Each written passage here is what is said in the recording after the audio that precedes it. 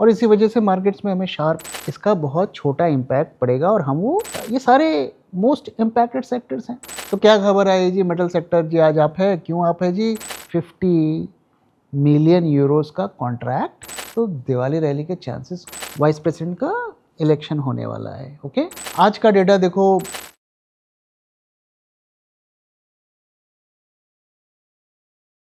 Sir, जैसा कि आपने शॉर्ट्स एग्जिट करने को कहा था और उसके बाद से मार्केट ऊपर ही जाता हुआ हम लोगों को देखने को मिला, तो ये तेज़ी का कोई पर्टिकुलर रीज़न है? काफ़ी नेगेटिव न्यूज़ हमें पिछले दिनों देखने को मिली और टैरिफ्स की, खास करके उसके इम्पैक्ट की काफ़ी ज़्यादा चर्चा होने लगी और इसी वजह से मार्केट्स में हमें शार्प फॉल भी देखने को मिला। लेकिन इधर कुछ थोड़ी थोड़ी पॉजिटिव खबरें हल्की हल्की आ रही हैं। वो कितनी इफेक्टिव होंगी ये कहना मुश्किल है। तो पहला तो ये है कि ये जो टैरिफ्स का इम्पैक्ट अब हमें देखने को मिल रहा है, उसको फिक्स करने के लिए सरकार कुछ कदम उठाने की बात कर रही है। अभी वो कदम सामने नहीं आए हैं। ओके, अभी तक क्या था कि एक उम्मीद थी कि टैरिफ्स हट जाएंगे, अरे ये तो ऐसे ही लगे हैं, लेकिन अब हमें रियलिटी का सामना करना पड़ रहा है। तो सरकार ने कहा है कि वो कुछ कदम लेने जा रही है। उन्होंने इनिशिएटिव्स की बात की है, जिसमें कुछ क्रेडिट वगैरह देने की भी बात हो रही है स्मॉल और मीडियम एंटरप्राइजेस को। ये कुछ ऐसा ही होगा जैसा कोविड के टाइम पे हुआ था और हमने देखा था कि उसका इम्पैक्ट भी हुआ था। अब वो कितना इफेक्टिव होगा नहीं होगा ये कहना मुश्किल है। साथ ही तो जीएसटी रेट कट्स की जो बातें चल रही थी, उसकी जीएसटी काउंसिल की मीटिंग भी शुरू हो गई है। तो ऐसी भी पॉसिबिलिटी है कि वो कट शायद प्रीपोन हो जाए, दिवाली से पहले हो जाए। इसके अलावा अगर हम देखें तो जो हमारे कॉमर्स मिनिस्टर हैं पीयूष गोयल, उन्होंने कहा है कि यूएस के साथ नवंबर तक डील होगी। अब वंस अगेन ये कितना रिलायबल नहीं है कहना मुश्किल है। डोनाल्ड ट्रंप ने कहा है कि इंडिया एग्री कर गया है टैरिफ्स को ज़ीरो करने का, लेकिन इट इज़ टू लेट। और हम जानते हैं कि इंडिया ने लॉबिंग फर्म को हायर किया था ताकि ट्रंप के साथ कुछ नेगोशिएशंस हो सकें, कुछ कम्युनिकेशन के चैनल ओपन हो सके। अब मुझे नहीं पता कि क्या इंडिया एग्री किया था, क्या हमने एग्री किया था कि टैरिफ्स ज़ीरो के लिए हम रेडी हो गए थे, या ट्रंप ऐसे ही बोल रहा है, I can not say that. तो ये भी एक पॉजिटिव फैक्टर है कि क्या अभी भी डील की कोई संभावना बनी हुई है। अगर हमारे देश का सरकार का कोई मिनिस्टर ऐसा कह रहा है तो उसे हम लाइटली तो नहीं ले सकते ना।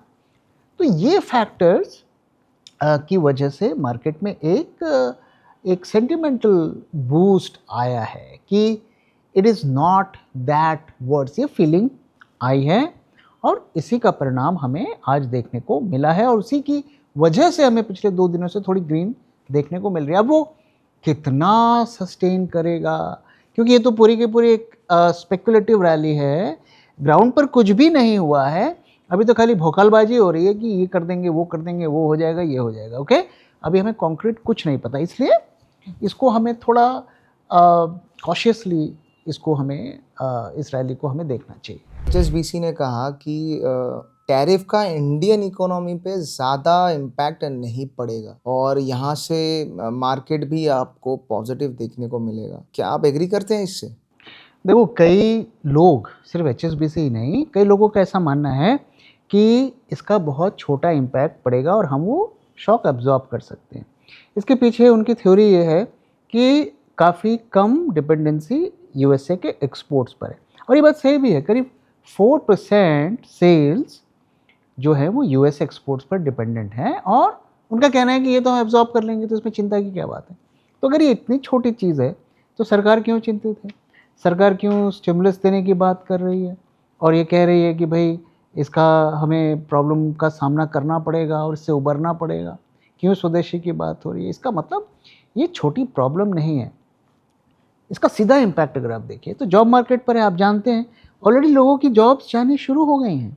ओके, 3 लाख जॉब्स का इमीडिएट इम्पैक्ट है, मतलब अब तक हो चुका होगा, लोगों की नौकरियां चली गई होंगी। अब अगर इसका बिगर इम्पैक्ट देखें तो ये 20 लाख जॉब्स को भी इम्पैक्ट कर सकता है। अब दूसरा इम्पैक्ट, इसका एस्पेक्ट देखिए कि ये जो कंपनीज ये ऑलमोस्ट अब आउट ऑफ बिजनेस हो जाएंगी, क्योंकि वो यूएस में कॉम्पिटिटिव नहीं रहेंगी, इनकी सारी डिपेंडेंसी एक्सपोर्ट्स पर ही है मोस्टली, अब ये आउट ऑफ बिजनेस हो जाएंगी। और इन्होंने जो बैंक से लोन ले रखा है उसका क्या होगा, क्या वो चुका पाएंगी? अगर आप देखिए तो टेक्सटाइल सेक्टर हो गया, लेदर सेक्टर हो गया, आपका जेम्स एंड ज्वेलरी हो गया, सी फूड हो गया, ये सारे मोस्ट इम्पैक्टेड सेक्टर्स हैं। अब HDFC बैंक को देखिए, सबसे ज़्यादा इसका एक्सपोजर, इस बैंक का सबसे ज़्यादा एक्सपोजर टेक्सटाइल सेक्टर पे, करीब 2% लोन्स टेक्सटाइल सेक्टर को इन्होंने दे रखे हैं। अगर वो सारे के सारे डूब गए तो क्या होगा? ओके और बैंकों के काफ़ी लोन अगर आप देखिए तो जेम्स एंड ज्वेलरी सेक्टर में भी है, और ये छोटा सेक्टर नहीं है, ये फार्मा से बड़ा सेक्टर है। ओके तो ये इम्पैक्ट काफ़ी बड़ा होने वाला है। सर आज के दिन देखिए तो बेस्ट परफॉर्मिंग सेक्टर्स में मेटल रहा और वर्स्ट परफॉर्मिंग सेक्टर्स में IT रहा, जबकि TCS को इतना बड़ा कॉन्ट्रैक्ट मिला है और TCS भी आज डाउन था, तो इसका कोई वजह है? मेटल सेक्टर में तो काफ़ी आज रैली देखने को मिली, 3% से ज़्यादा सेक्टर अप रहा। अब क्या होता है ना कि जब थोड़ा प्राइजेस को मैनेज करना होता है तो कुछ कुछ खबरें मार्केट में आ जाती हैं। तो क्या खबर आई जी, मेटल सेक्टर जी आज अप है, क्यों अप है जी? तो चाइना अपने प्रोडक्शन को कम कर रहा है। तो चाइना प्रोडक्शन को कम कर रहा है, इसका मतलब डिमांड नहीं है, तो फिर इसका हमारे मार्केट्स को कैसे फ़ायदा होगा, और इतना बड़ा फ़ायदा कैसे होगा, और कैसे चाइना कट कर रहा है तो क्या हम वहाँ पर जाकर माल बेचने लगेंगे? तो थोड़ा ये सेंस नहीं बन रहा है, लेकिन ठीक है, मार्केट्स अप रहे, किसी न किसी सेक्टर को ऊपर जाना होता है, किसी सेक्टर को नीचे जाना होता है। लेकिन एक दूसरा सेक्टर है जिनमें हमें थोड़ी आज तेज़ी देखने को मिली, PSUs, कई PSUs में अच्छी रैली देखने को मिली। तो क्या है कि अब देखो सरकार के पास टैक्स के पैसे कम पड़ रहे हैं। ओके ये जो रेवेन्यू लॉस हो रहा है एक्सपोर्ट्स का वो भी हो रहा है, तो भाई कैसे भरपाई होगी? बजट तो चलाना है ना। तो क्या होगा भाई, अब कंपनीज बेची जाएंगी, PSUs बेची जाएंगी, पहले भी बिकी हैं काफ़ी, अब एक फ्रेश राउंड ऑफ सेलिंग होगी। ओके उसमें LIC भी हो सकता है, उसमें कई और दूसरे PSUs हो सकते हैं, बैंक्स हो सकते हैं, तो इसका भी इम्पैक्ट पड़ा। अब अगर IT सेक्टर की बात करें, देखो TCS में एक अच्छी खबर आई है।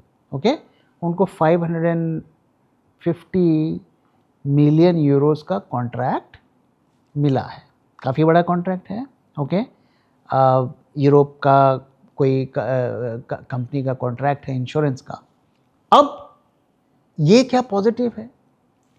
पॉजिटिव इसलिए इतना ज़्यादा नहीं है, पॉजिटिव तो है ही भाई, बिजनेस आया है कंपनी को। एक तो ये नया बिजनेस नहीं है, ये बिजनेस का कंटिन्यूशन है, ये उनका 1 डिकेड पुराना क्लाइंट है, तो वो रिन्यू हो गया है, ये ऑलरेडी प्राइस्ड इन है, ये कोई फ्रेश न्यू बिजनेस नहीं है। अगर ये कंटिन्यू नहीं होता तो और ज़्यादा नेगेटिव हो जाता। अब यहाँ पर चैलेंज क्या है? अब देखिए IT सेक्टर क्यों डाउन रहा? क्योंकि कोई भी उसकी प्रॉब्लम सॉल्व होती हुई नहीं दिख रही है। अब कंपनीज ये बोल रही हैं कि चूंकि बिजनेस का साइज कम हो गया है तो कंपटीशन वहाँ पर प्राइस वॉर शुरू हो गया। हर कोई कह रहा है भाई मुझे बिजनेस चाहिए, मैं कम प्राइस पे कर दूंगा। भाई एक ही क्लाइंट के लिए इन्फोसिस भी बिड करता है, TCS भी बिड करता है, HCL भी बिड करता है, सारे बिड करते हैं। टेंडर जब निकलता है सब करते हैं, तो सब अपने अपने प्राइजेस को कम कर रहे हैं, तो प्राइस वॉर शुरू हो गया। और इससे कंपनी का कहना है, कंपनीज का, कि इससे तो हमारे और भी ज़्यादा नुकसान होगा। साथ ही टैरिफ से रिलेटेड जो अनसर्टेनिटीज़ है कि क्या हम इंडिया से बिजनेस लें नहीं लें, तो ये प्रॉब्लम्स भी हैं। तो इसलिए IT सेक्टर में काफ़ी ज़्यादा अनसर्टेनिटी बनी हुई है, और उसी का रिफ्लेक्शन आज हमें देखने को मिला। जून 2024 को अगर आप निफ्टी में पैसे लगाते तो आज आपके रिटर्न्स बनते सिर्फ 6.5%, और अगर आप बुल ट्रैक 2024 पोर्टफोलियो में पैसे लगाते तो आज आपको दुगने से भी ज्यादा रिटर्न मिलता। और गौर करने वाली बात यह है कि पिछले दिनों जो मार्केट में हमें ब्लड बाथ देखने को मिला, उस ब्लड बाथ में भी हमारे पोर्टफोलियो ने लगातार पॉजिटिव रिटर्न्स दिखाए। और ये कोई तुक्का नहीं है, क्योंकि ऐसे ही शानदार रिटर्न्स हमने अपने 2021 पोर्टफोलियो में भी अपने सब्सक्राइबर्स को दिए थे। 2021 के पोर्टफोलियो में 21 में से 7 स्टॉक्स ने 100% से भी ज़्यादा पीक रिटर्न्स दिए और 15 स्टॉक्स ने 50% से भी ज़्यादा रिटर्न्स दिए और कई स्टॉक्स जैसे कि भेल एंड कोचिन शिपयार्ड्स मल्टीबैगर साबित हुए। तो आखिर हम ऐसा कैसे कर पाए? Being a SEBI registered RA, I can tell you, सिर्फ फंडामेंटली स्ट्रॉन्ग स्टॉक को सिलेक्ट करने से ही आपका पोर्टफोलियो ग्रीन में रहेगा ऐसा जरूरी नहीं। उसके साथ टेक्निकल, क्वांटिटेटिव और डेटा एनालिसिस भी जरूरी होती है। सबसे जरूरी है कि आप स्टॉक को किस प्राइस पर खरीद रहे हैं और इसीलिए हर स्टॉक को जो हम बुल ट्रैक पोर्टफोलियो में ऐड करते हैं उसे गुजरना पड़ता है bull track in house research के 10 स्ट्रिंजेंट क्राइटेरिया से, ताकि आपको मिले एक शानदार स्टॉक एक शानदार प्राइस में। तो देर किस बात की, आज ही सब्सक्राइब करिए बुल ट्रैक पोर्टफोलियो को हमारी वेबसाइट bulltrack.in को विजिट करके या स्क्रीन पे दिए हुए नंबर से हमसे कांटेक्ट करिए। Investment in securities market are subject to market risks. Read all the related documents carefully before investing. Sir वैसे आपको क्या लगता है इस बार भी प्री दिवाली रैली आएगी?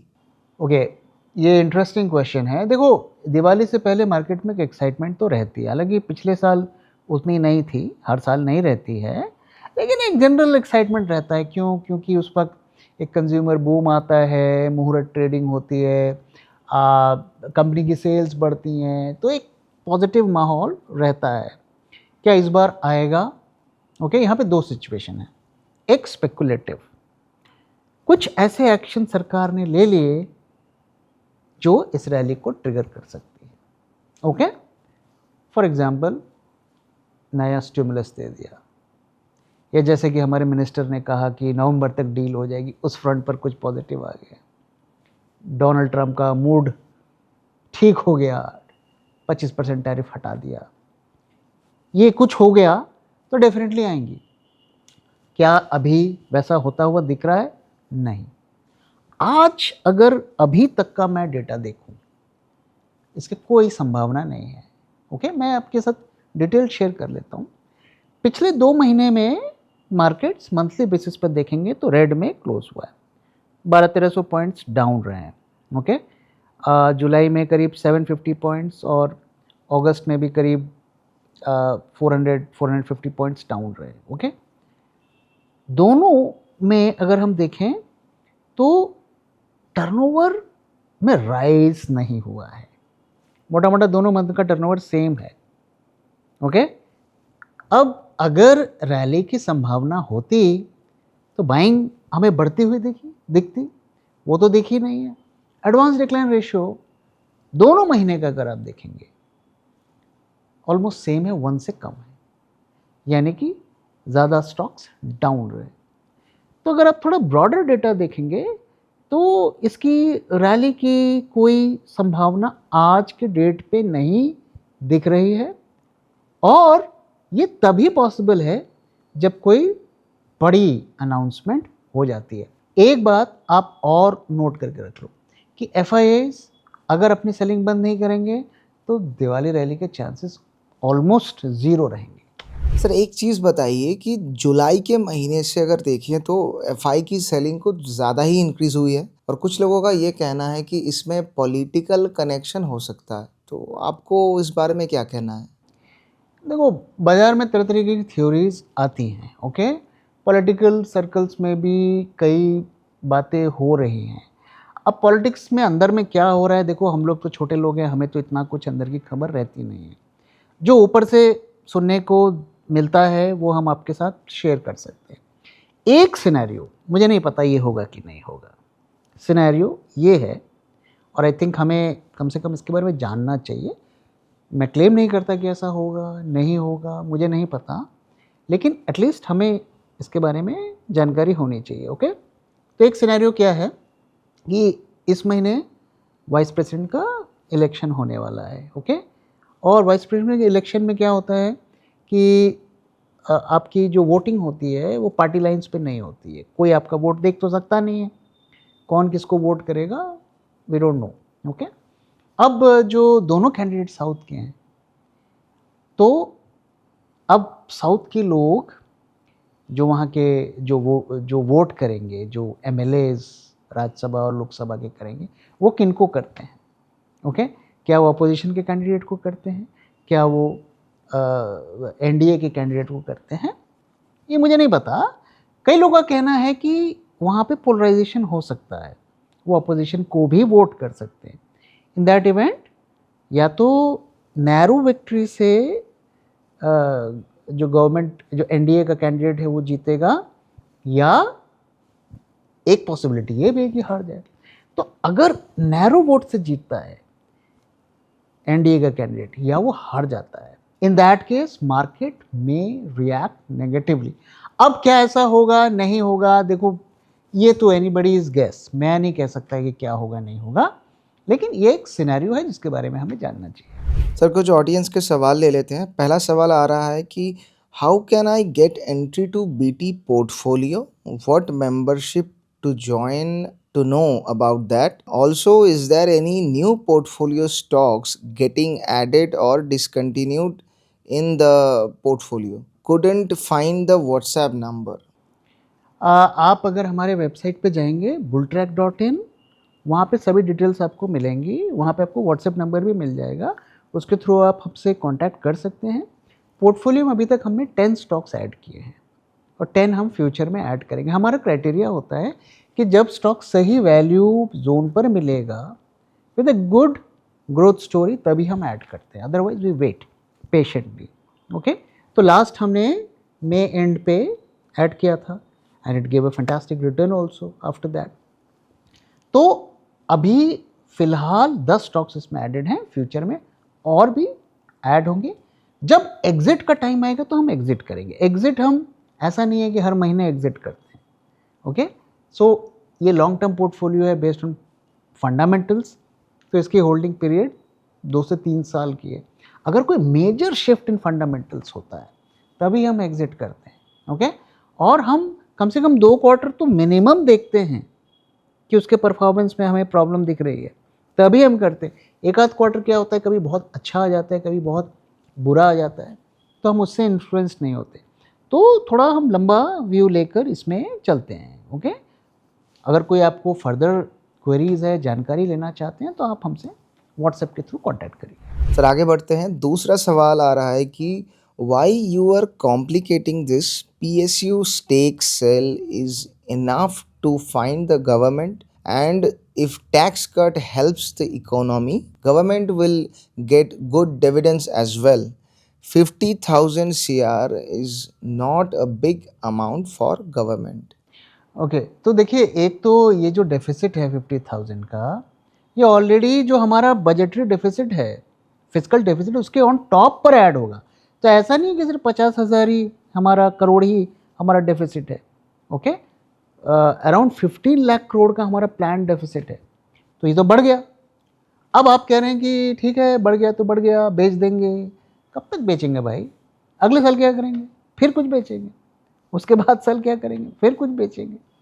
तो बेचने की जो स्ट्रैटेजी होती है ना, ये सस्टेनेबल नहीं होती है। इसीलिए हर कंट्री, और वो उसमें यूएसए भी इंक्लूडेड है, वो एक्सपोर्ट्स पर फोकस होता है कि भैया बाहर से पैसा लेकर आओ। और एक बात ध्यान में रखिए, 7% ग्रोथ अगर आप अचीव करना चाहते हैं, बिना एक्सपोर्ट्स के नहीं कर पाएंगे, किसी हालत में नहीं कर पाएंगे। और एक्सपोर्ट्स हमारे डिप होंगे, तो हमें ये नहीं फोकस करना चाहिए कि कैसे हम बजटरी इसको बेच कर कवर कर लेंगे। हमें इस पर फोकस करना चाहिए कि कैसे हम अपने एक्सपोर्ट्स को बढ़ाएं, अपने जॉब्स को बढ़ाएं। Sir last but not the least, अगले कुछ दिनों में मार्केट को लेके आपका क्या व्यू है? आज का डेटा देखो थोड़ा सा पॉजिटिव है। ओके, बहुत ज़्यादा इसमें मैं इसको नेगेटिव नहीं कहूँगा। पोजीशंस बहुत ज़्यादा नहीं बन रही हैं। ओके, फ्यूचर्स मार्केट में फ्यू थाउजेंड कॉन्ट्रैक्ट्स ऐड हुए हैं। ओके, ह्यूज कुछ ऐसा नहीं है कि बुलिश पोजीशंस ऐड हो गई या बेरिश पोजीशंस ऐड हो गई। टर्नओवर भी एवरेज से थोड़ा कम ही है, तो एक्टिविटी बहुत ज़्यादा नहीं हो रही है। तो इसलिए अभी हमारे व्यू में कोई बदलाव नहीं हुआ है. Okay, we are not taking any decisions right now. Bullish हम कब होंगे? जब तक 24,850 जो हमारा शॉर्ट करने का लेवल था वो जब तक पार होकर ऊपर नहीं जाएगा, हम बुलिश में मोड में हमें आना नहीं है. शॉर्ट हमें करना नहीं है. क्यों? क्योंकि डेटा बेरिश नहीं है और मार्केट में गिरावट भी नहीं देखने को मिल रही है. ज़्यादातर सेक्टर्स ग्रीन में रहे तो शॉर्ट करने का भी अभी सीन नहीं बन रहा है. तो अभी थोड़ा हमें और वेट करना चाहिए. निफ्टी के अलावा बाहर का जो स्टॉक्स हैं उस पर इस वक्त फोकस करना चाहिए.